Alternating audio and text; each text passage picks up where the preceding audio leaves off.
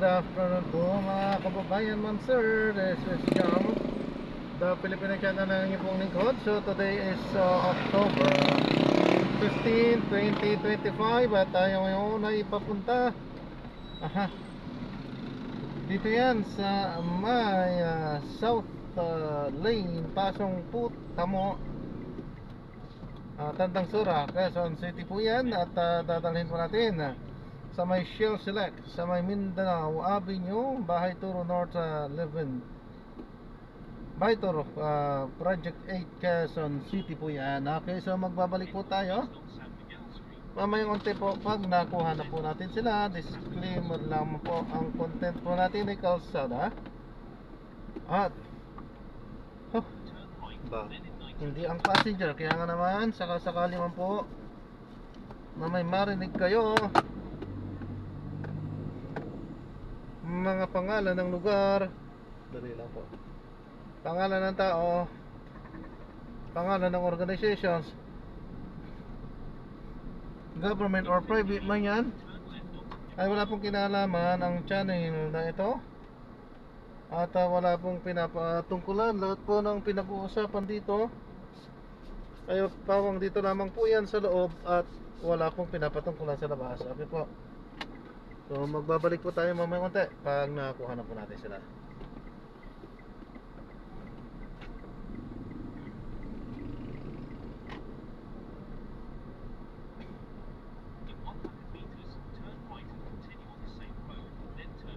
Ayan, so manatiling naka-play muna at manood tayo ng or makinig tayo ng mga nagbabagang balita at mga talakayan.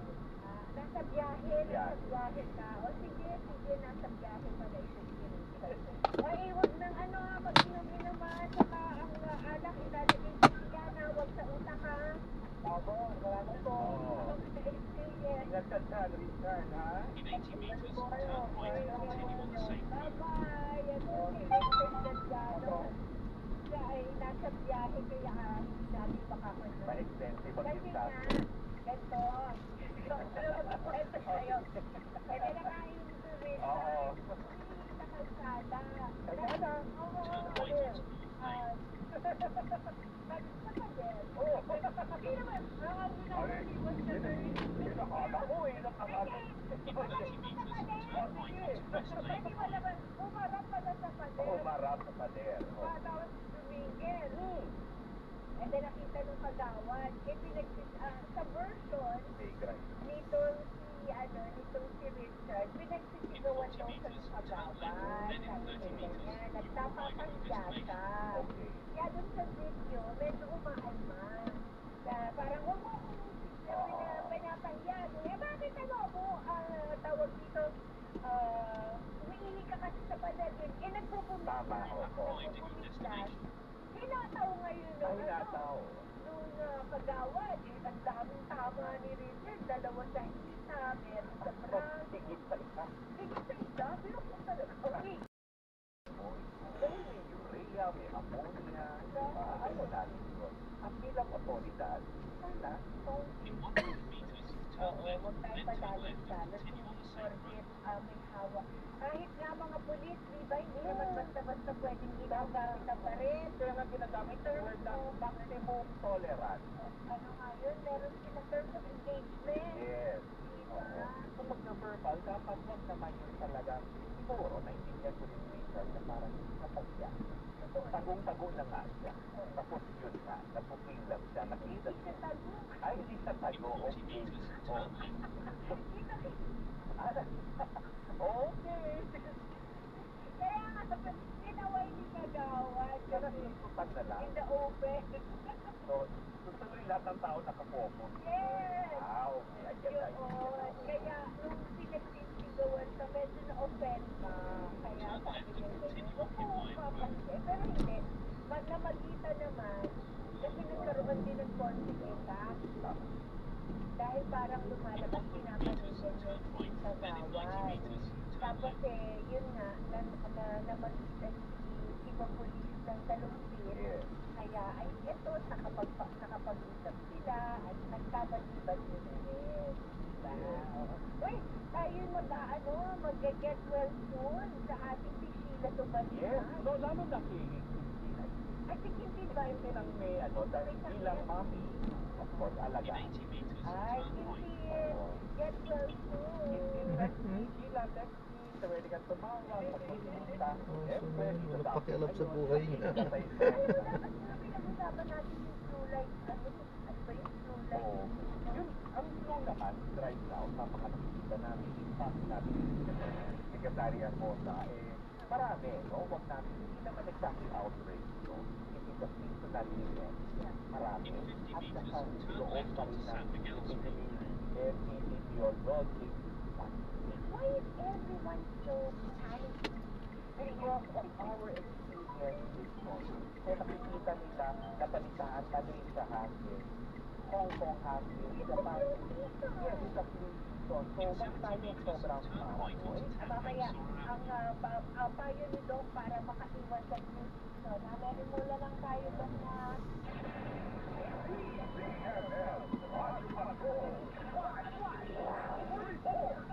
Bisaya, hindi na makikipagtulungan Apa, ang gawin na po. From corner sa Black Report. Doc. Nagpatanong nga ang pagkatawag sa kanya, nagkaroon para sa kanya na Kayo po. Nandito po sa sa Visayas. for infrastructure ukol sa mga paano so, sabihin natin, mag-mask na rin tayo.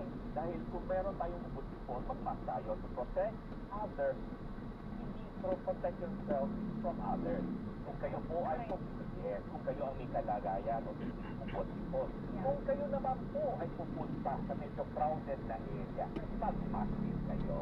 Okay? Yun lang, ganit ang At ang bilog na maraming tubig, kumain ng magsinansa, at Bye-bye na tayo. Bye-bye. Isang ano pera para sa kanya. Ako to. Yeah. Bye-bye na. Ang iyong pabili, kasama pagkikita Winnie at John Dennis. Manalangin sa alas-stress ng hapon. Umanang kay Jesus, sumalit ang mahal ng buhay. Ay nawanin para sa mga kaluluwa. At ang karagatan ng awa ay bukso para sa sanlibutan. O bukal ng buhay, walang hanggang awa ng Diyos. Yakapin ang sangkatauhan at ikubos magkarap ang iyong sarili para sa amin lahat. O banal na dugo at tubig na dumaloy mula sa puso ni Jesus bilang bukal ng awa para sa amin lahat. Ako ay nananalig sa iyo, banal na Diyos, banal na kusbos sa kapangyarihan, banal na walang hanggan, maawa mo kayo sa akin, at pagmong sansinuhan. Banal na Diyos, banal na kusbos sa kapangyarihan, banal na walang hanggan, maawa mo kayo sa akin, at pagmong sansinuhan.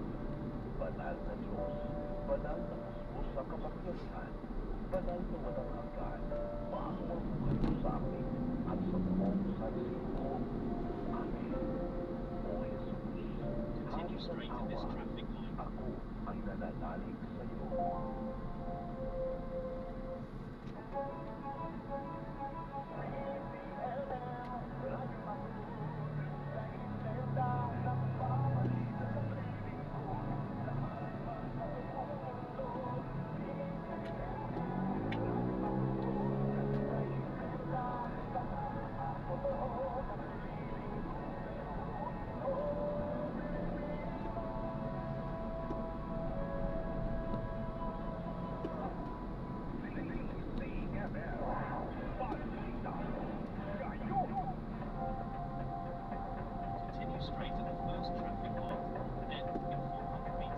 Kapamilya naniniwala si Senate Commission Finance Chairperson Sherwin Gabsalian na hindi maapektuhan ang panukalang 2026 national budget kung tatanggalin ang Ansoga Fund.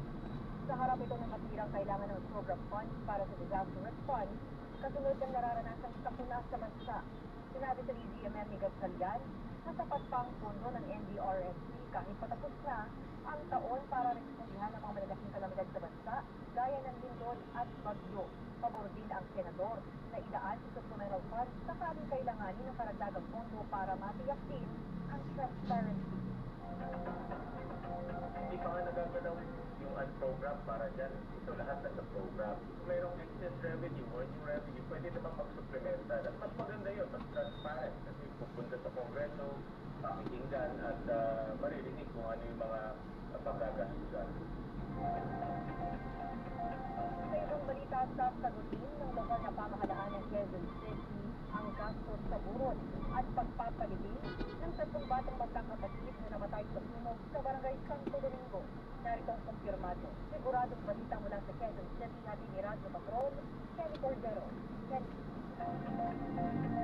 Ikatubos na nasisirangay ang lokal na pamahalaan ng Quezon City sa pamilya ng 3 batang nasawian sa lahat ng biktima ng sunog sa barangay Santo Domingo kahapon.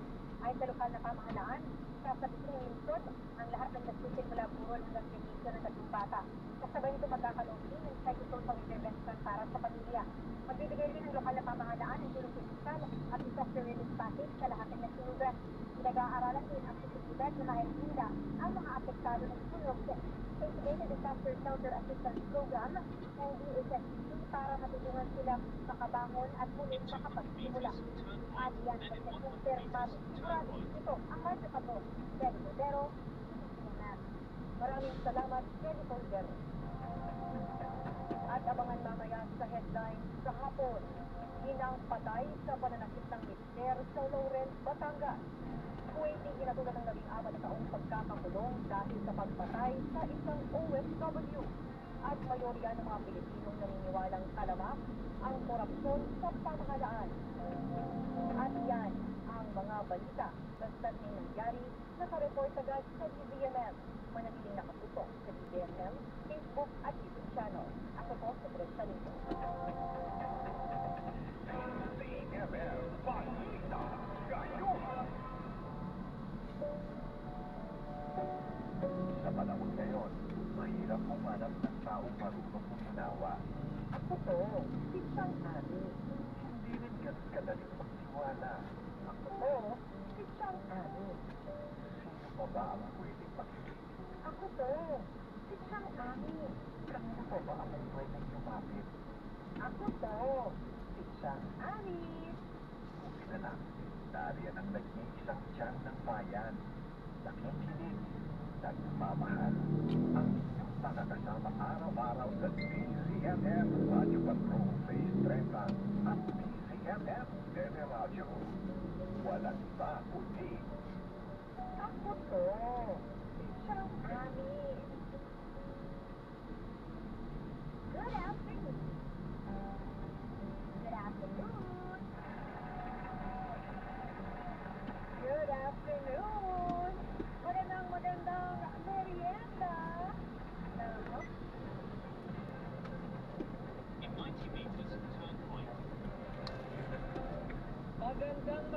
Magandang hapon. Happy Wednesday afternoon. Makulit rin. Maulang po. Kahapon, ngayon pong 12 day. It's 12 day. Ikalabing-5 po tayo sa buwan ng Oktubre. October 15, 2025. Uli po magbibigyan sa mga nyo kayo maglilingkod may ginauhan dito po sa Public Service Hour. Siyempre pa, una sa Pilipinas, una sa Pilipinas. Alas 3 hanggang alas 4 po tayo ng hapon. Eh kung sweldo na ingat po ha, sa pagkuha ng sweldo. Alam nyo naman, daming mga nag-aabang. Naman sa mga loob. Lang sa may select. Sana, huwag na. Pero may mga ganyang pagkakataon. Ingatan po natin ating mga pagkakarapan lalo sa pangkulo po. Tapos, nabibili. Anyway, mga kaibigan, tuloy-tuloy po tayo dito po sa programang Okay na, Public opo, Service opo. Hour. At Opo. tuloy po tayo Ingat po, sa God bless mga po. public service. At maya-maya puntahan po natin ang Davao Oriental. Pero bago po sa Davao Oriental, alamin po Ayan, so na-drop na natin sila. Maraming salamat po sa panonood. Hanggang sa muli po, ingat at God bless. Paalam po muna, pansamantala tayo ay gagawa na ng ibang video sa ating susunod na misyon. Paalam po muna, pansamantala. This is John pa rin, The Filipino Channel, ang inyong pong lingkod. Paalam po.